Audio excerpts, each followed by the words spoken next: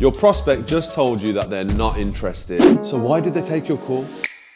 They're interested, but they just don't feel like you're the right fit for their business and brand. Here are the most common objections and how to overcome them in 2022. First thing I want you guys to do is shed the fear of facing objections from prospects who are thinking about doing business with you. I want you to turn that whole equation upside down, and I want you to start embracing the objections. A saying that one of my mentors once told me, which changed my life forever when it comes to sales, when it comes to collecting cash from customers, from doing good business, the saying goes like this, and if you've got a notepad, write this down. The call begins at the first objection. What does that mean, guys? It means all of that time leading up to that first objection from the prospect is literally pre-qualifying and making sure that they are a good fit for you and your business before making them an offer.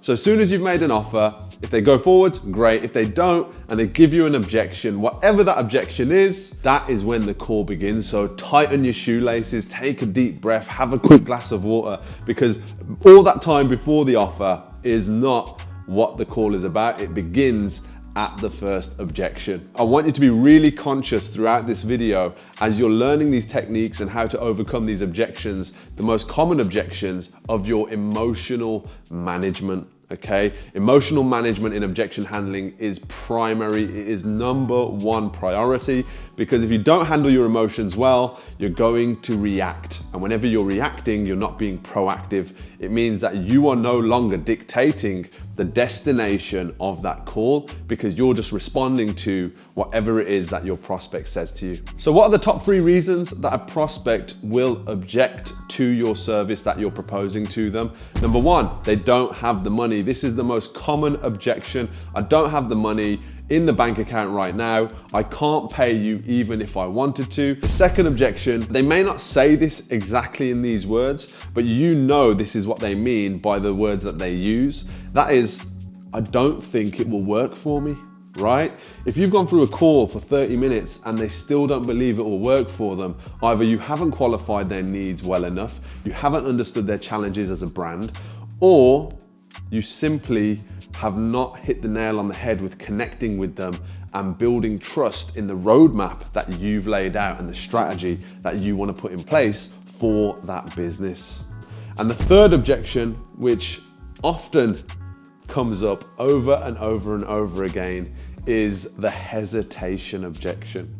Now, again, it's easy to recognize this, and if you've got experience of making offers and not getting those deals over the line, you're on the right video. But the hesitation objection is one of those ones where the prospect, they don't say it's a money thing. No, I've got the money. I think it's gonna work for me. Yeah, 100%. But I'm not sure.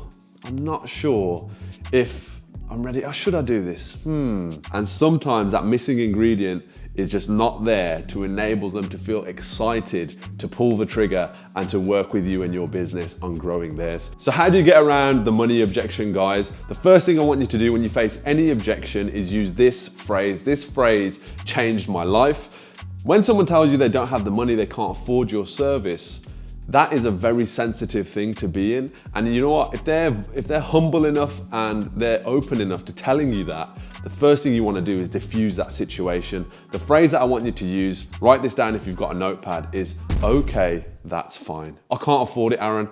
Okay, that's fine. Immediately, all emotions come to a lower level. No one's feeling uncomfortable. No one's feeling pressured. There's no argument. You don't have the money, you're wasting my time. All of these things are not going to help you find a solution to that problem. The second thing you need to do when you face the money objection is re-qualify that the offer is right and that they are actually interested in doing this. And the best way you can do that, guys, is by saying this phrase. Okay, that's fine. Now, you are definitely sure you want to do this, right? You're 100% sure you want to do this. If the finances weren't an issue, you'd be ready to pull the trigger on this, yes? You re-qualify their intent. Is it just a money thing, or is it that you don't think it will work for you, or that you're hesitating, or that you just don't trust me enough? You're just trying to qualify the objection. And if it is actually a money one, that's probably one of the easiest objections to solve. Believe it or not, a lot of you there, when you hear they don't have the money, it's game over. Throw the lead out the window, don't follow up. They're never gonna be able to afford me. And that was me at one point. I didn't know what I was doing with my sales process, and I didn't know how to manage objections effectively. So, okay, that's fine. Are you sure you want to do this? If they say yes, now the next question, guys, is how can we help you get started? That is the next question. So now you're trying to work with them to find a solution on how you can help them get started. Now, depending on how you position your brand, you might have a few different options. You might accept deposits. You might have a minimum percentage of a deposit that you can get up front and then follow up with the work, get the result and have them pay the rest. Payment plans. You might have a credit facility, PayPal credit. There's so many different ways that you can help somebody find the money. And the real reality of this situation is, if you believe you can get them results, you believe you're going to help them make more money, you're really betting on yourself, but you have to be careful. Do not offer payment plans and results-based packages to every single client you speak to, because the reality is you won't be able to get results for every single client you work with. The second objection, I don't think this is going to work for me in whatever language they use to communicate that to you. The best way, again, okay, that's fine. Now, what have I missed? Question mark is the question. Of course, you don't say question mark. What have I missed? Somewhere in your process, we call it the education section. Check out the video all on our sales structure for helping you get more signups and closes in your business. But what have I missed? This is you being open and honest and vulnerable, transparent by saying, look, I haven't done a good enough job of educating you on why this is a good route and roadmap for your business. Accept responsibility for that. You haven't done a good job because they're still not certain, confident, and convinced that your strategy, your roadmap, and your business and service is the number one option for getting them to the finish line that they're looking to go towards, whether that's a sales target, a growth target of staff, whether that's attendees at their events, you name it, leads, whatever. You haven't done a good enough job, so what have I missed? And then what you want to do is you want to jump back up into whatever they say they're not certain about, and you want to start re-educating them. You want to start asking the right questions, start sharing more knowledge about the specifics, and that's going to appeal to the logic side of their brain, because look, people don't buy what they don't understand. Write that down if you've got a notepad, guys.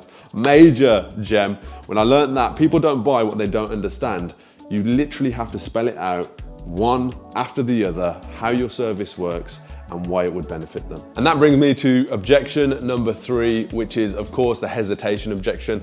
The prospects who and ah, you think, oh my God, you're never going to make a decision. Pull the trigger. You can shake the life out of them physically over the phone and they still wouldn't pull the trigger for anything. They literally have been in this procrastination on making a decision about growing their business probably a long time before you arrived. So you've got to recognize that. How do we start, guys? It's the same principle, that one phrase, okay, that's fine, I'm not sure. Qualify, what is the reason? Is it a financial issue right now that's stopping you from moving forwards? Is it that you don't think this is going to work for you, John, if that's a prospect's name? Is it that you're not confident that this will be the right route for you? Have I missed anything? Is there something I can help you understand on a deeper level, John? Straight away, you want to go into the other main 2 objections and start figuring out what is the reason they haven't pulled the trigger and they're not excited to pull the trigger. And you can say that, look, John, this is a big decision for your business, right? And I want you to be excited about this decision. So what do I need to do right now in order to make you feel the excitement that I'm feeling about potentially working together and doing business? Okay, so let's say you've tried to handle their objections and they're still not pulling the trigger, they're not moving forwards, and you don't know where to go from here. It's like a stalemate. You're both there just sitting there waiting for something different to happen. I've been there many times myself, guys, and trust me, it's completely normal, so don't feel the fear of that ever happening. But you need to go somewhere from this. So as soon as you can't overcome that, you need to focus on next steps. Okay, look, John, I don't feel like we're gonna be able to move forwards right now because look, I've done my best way of educating you. I've done my best on making this affordable for you with a payment plan. And I just don't feel like perhaps it's a perfect fit for where you're at right now.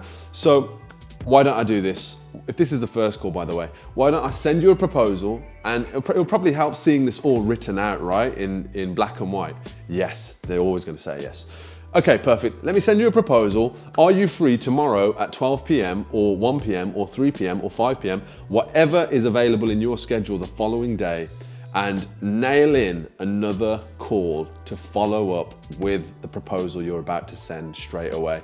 Now, if you're efficient in your social media agency or whatever business you're running, you want to press send on a carbon copy template of a proposal, which you can just send out straight away with no edits. Perfect for the offers that you have in your business. You shouldn't be making these custom. Far too long, far too inefficient. Confirm while they're on the call, they've received it. Everyone usually gets emails on their phones.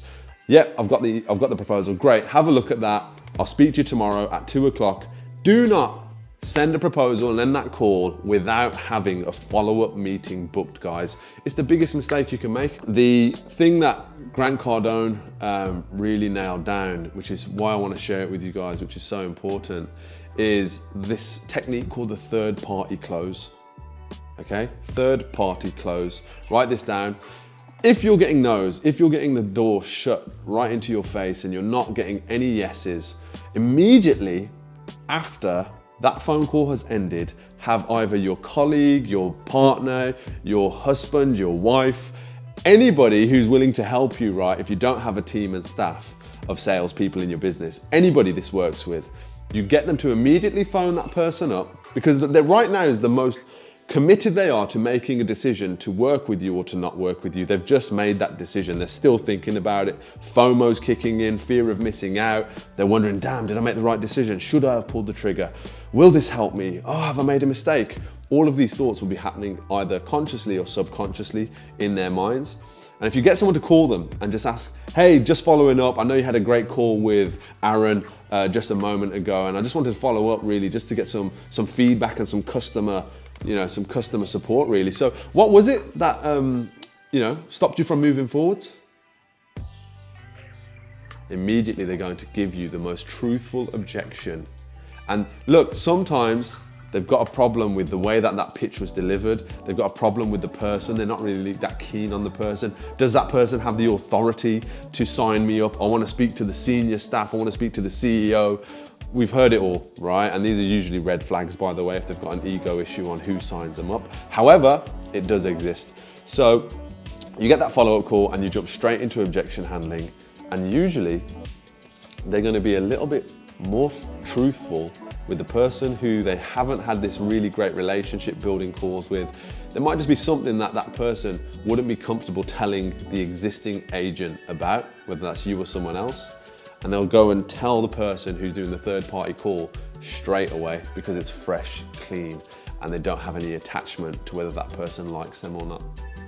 What happens then? That person jumps straight into objection handling, and that person can carry a lot more confidence and authority because they have all the information they need and they have the offer. It's literally that last 10%, which is so crucial to getting the deal done, that they can then engage with that prospect on and get the deal done. Now, let me tell you, the third party close, guys, the third party follow-up, whatever you want to call it, that has generated at least 20 to 30% more on our bottom line. It's one of the most powerful techniques. Shout out Grant Cardone and Cardone University for teaching me that. It honestly opened the door to so many more deals. And with my sales team doing a tremendous job, they're following up, they're getting feedback. And look, even if they don't move forwards, you should never be forcing or pushing too hard on any offer that you have. But even if it doesn't work, you're going to learn why people are not pulling the trigger with your business. The offer might be wrong, the price point might not be competitive enough, the delivery of your pitch might suck, it might be unclear and really difficult to even understand what the hell they're buying.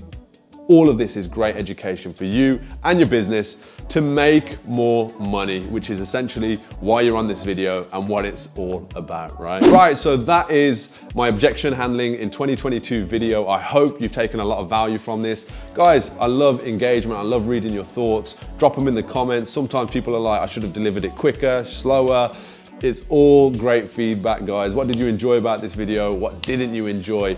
Drop it in the comments below. If you haven't already, subscribe to the channel. I absolutely love building my community here, and I'm putting as much time as possible away from my agency to sharing what works to help and to give more to you guys. If you haven't been on my channel before, check out some of the other videos that are on screen right now. Really quickly, if you are starting a business of any kind and you want to learn from the mistakes of myself, completely free, click the link somewhere around this video and grab yourself a free copy. I want to reward you for taking action and for watching this video. Until the next one, adios.